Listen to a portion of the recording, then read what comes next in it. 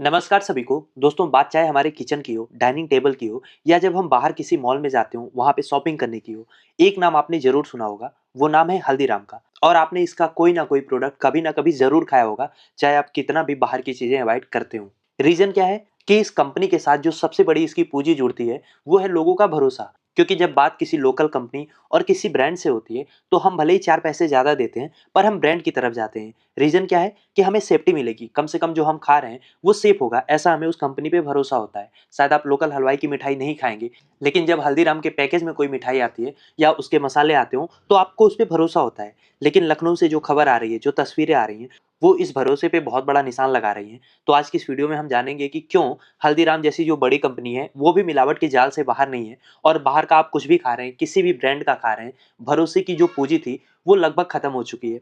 हुआ क्या है, पहले मैं वो आपको बताता हूँ। देखिए, 26 और 27 फरवरी को उत्तर प्रदेश के food safety and drug administration, जिसको एफएसडीए कहते हैं, उनकी टीम ने लखनऊ में एक बड़ा सर्च ऑपरेशन चलाया। अफसरों की टीम जब लखनऊ के मोहिबुल्लापुर में जो हल्दीराम का वेयर हाउस है वहां पहुंचती है, वहां छापा मारती है, तो हैरान करने वाली चीजें सामने आती है।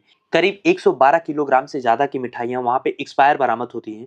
इनमें से मुख्य रूप से सोन पापड़ी और राजभोग के डिब्बे शामिल थे। ये वो मिठाइयां थी जिनके बेस्ट बिफोर की डेट निकल चुकी थी, लेकिन इनको वेयर हाउस में स्टोर करके रखा गया था। प्रशासन ने तुरंत इन मिठाइयों को जब्त कर लिया और मौके पर ही इसको डिस्ट्रॉय कर दिया। अफसरों का कहना है कि त्योहारों में, जो होली और रमजान का महीना इस समय चल रहा है, मिठाइयों की डिमांड बढ़ी हुई है, इसलिए एक्सपायर स्टॉक को भी मार्केट में खपाने की आशंका है। अब आप सोच के देखिए, चाहे बच्चे हों या बूढ़े हों, हर किसी को सोन पापड़ी का डिब्बा बहुत ही प्यार से दिया जाता है, खास तौर पे त्योहारों के टाइम पे।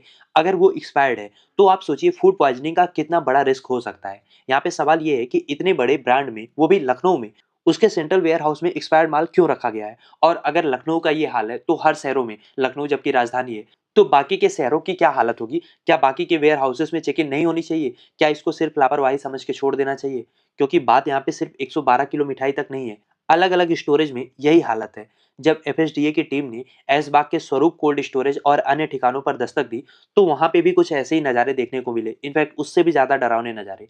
यहाँ पे करीब 10,415 किलो का संदिग्ध खाद्य पदार्थ जब्त किया गया, जिसमें से 8,499 किलो की काली मिर्च शामिल थी, जिसकी कीमत 53 लाख रुपए से भी ज़्यादा बताई जा रही है। साथ ही 378 किलो का खोया भी संदिग्ध पाया गया। तो फिलहाल के लिए इनके 15 सैंपल्स को लैब भेजा गया है, ताकि पता चले कि इनमें मिलावट कितनी है, इनकी क्वालिटी क्या है। अफसरों को शक ये है कि काली मिर्च में पपीते के बीज या सिंथेटिक कोटिंग की मिलावट हो सकती है, जो कैंसर जैसी घातक बीमारियों का कारण बन सकती है। तो यहाँ पे जो सबसे इंपॉर्टेंट सवाल है, वो ये है कि जब ब्रांड से लेके लोकल हर जगह पे मिलावट है, हर जगह पे एक्सपायर्ड सामान को बेचा जा रहा है, सिंथेटिक चीजें मिलाई जा रही हैं, तो फिर आदमी जाए कहाँ? हालांकि इस समय उत्तर प्रदेश में ही नहीं, पूरे देश में होली एंटी अडल्ट्रेशन ड्राइव 2026 चल रही है। खासतौर पे अगर हम यूपी की बात करें, तो मुख्यमंत्री योगी आदित्यनाथ ने सख्त निर्देश दिया है कि मिलावटखोरों पर जीरो टॉलरेंस की नीति अपनाई जाएगी और इस सिलसिले में कई जगह पे छापेमारी की जा रही है। गोरखपुर में प्रशासन ने लगभग 10 लाख लीटर का एक्सपायर्ड और मिलावटी सरसों का तेल जब्त किया है और इनको बाकायदा बेचने के लिए ही रखा था। ऐसा नहीं है कि स्टॉक में रखे रखे एक्सपायर्ड हो गए, इनको डंप करना था, नहीं। इनकी पैकेजिंग इतनी परफेक्ट की गई थी ना, तो आप इसको नया ही समझ के खरीदते। इसके अलावा कानपुर और अलीगढ़ में भी हजारों लीटर की जो नकली रिफाइंड और सरसों का तेल है, उसको जब्त किया गया है। अलीगढ़ में तो 5 बड़ी मिलों पर 10 घंटे तक छापेमारी चली है, जहां 9,000 लीटर सरसों का तेल सीज किया गया है। और मामला केवल तेल और मिठाई या मसालों तक सीमित नहीं है, नकली दूध और पनीर की नदियां भी बह रही हैं। त्योहारों के सीजन में खोया और पनीर की डिमांड, आपको पता है, लगभग 500% तक बढ़ जाती है और इसी का फायदा उठाकर जो सिंथेटिक खोया या नकली पनीर है, उसको बनाया जाता है, ताकि भारी डिमांड में उसकी खपत हो जाए। और ये नकली दूध या पनीर बनाने के लिए इसमें डिटर्जेंट से लेके यूरिया तक मिलाया जाता है। और जब हम मिलावट की बात करते हैं, तो ये केवल यूरिया या केमिकल तक सीमित नहीं है। आपको मैं मुंबई की हालत बताऊं, आप सुनेंगे तो आपके रोंगटे खड़े हो जाएंगे। 26 फरवरी को एक वीडियो वायरल हुआ, जिसमें दो फल विक्रेता मनोज केसरवानी और राहुल केसरवानी अपने फलों पर जो चूहे मारने की दवा होती है, उसको लगाकर बेच रहे थे। जब उनको पकड़ा गया, उनसे पूछताछ हुई, तो जवाब पता है क्या दे रहे हैं? कि फल को चूहे ना खा जाएं, इसीलिए इस पे जहर लगा रहे हैं। यानी कि जहर लगा हुआ फल इंसान खा जाए, चूहे ना खाएं।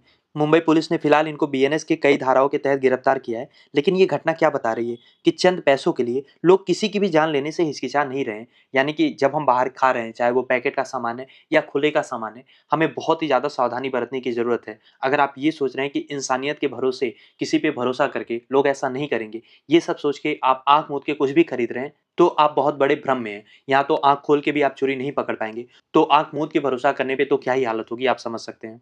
तो भारत भले ही दुनिया का सबसे बड़ा फूड मार्केट बनने की ओर लगातार बढ़ रहा है, लेकिन ऐसी घटनाएँ हमारी जो ग्लोबल रेपुटेशन है, उसको भी खराब करती हैं। क्योंकि आप सोचो जब हमारा जो रेगुलेटर है, उसी के अंडर इतने बड़े-बड़े ब्रांड्स में गड़बड़ी निकल रही है, तो इंटरनेशनल मार्केट में जो हमारे एक्सपोर्ट्स हैं, उनकी रेपुटेशन को कितना बड़ा धक्का इससे लगने वाला है। हाल ही में जो सीसीआई है, यानी कि कॉम्पिटिशन कमीशन ऑफ इंडिया ने हल्दीराम में विदेशी निवेश को मंजूरी दे दी है। यानी कि एक तरफ हल्दीराम जैसा ब्रांड ग्लोबल लेवल पर अपना विस्तार कर रहा है, अपने आप को एक्सपेंड कर रहा है, करोड़ों की डील कर रहा है। लेकिन वहीं दूसरी ओर ग्राउंड लेवल पर क्वालिटी कंट्रोल का क्या हाल है, ये अभी मैंने आपको बता दिया। यानी कि सारा पैसा मार्केटिंग और एक्सपेंशन में लग रहा है। इनके लिए कस्टमर सेफ्टी उतनी ना तो प्रायोरिटी है, ना ही उसके लिए इनके पास बजट है। पर फिलहाल के लिए सरकार ने बहुत अच्छा काम किया है। इस तरीके की जो छापेमारी है, वो केवल त्योहारों के टाइम पे ही नहीं, हर वक्त जारी रहनी चाहिए, ताकि इनके अंदर डर बना रहे और मिलावटें या एक्सपायर चीज़ें ये लोग कम बेच पाएँ। पर हमें एज़ अ कस्टमर खुद भी स्मार्ट बनने की ज़रूरत है।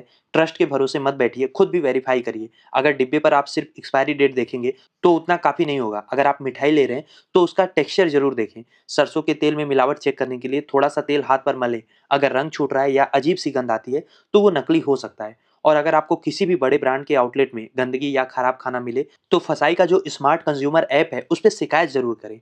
क्योंकि आज के समय में शुद्धता एक लग्ज़री बन चुकी है, जिसको हर किसी को नहीं दिया जा रहा है। और चंद पैसों के लिए आपको थोड़ा-थोड़ा ज़हर या ज़्यादा ही ज़हर देने में ये बड़ी कंपनियाँ हों या लोकल मार्केट हो, कतराने वाले नहीं हैं। चाहे वो नामी ब्रांड हो या गली का कोई हलवाई हो। मुनाफ़े के आगे इंसानी जान की कीमत शून्य कर दी गई है। और ये एज़ अ सोसाइटी हमारे यहाँ का बहुत बड़ा फेलियर है। तो इस त्योहार के समय में आपसे बहुत बड़ी गुज़ारिश है, क्योंकि ये जो सेफ्टी स्टैंडर्ड्स के साथ खिलवाड़ किया जा रहा है, त्योहारों के टाइम पे जब माँग बहुत ज़्यादा होती है, तब ज़्यादा किया जाता है।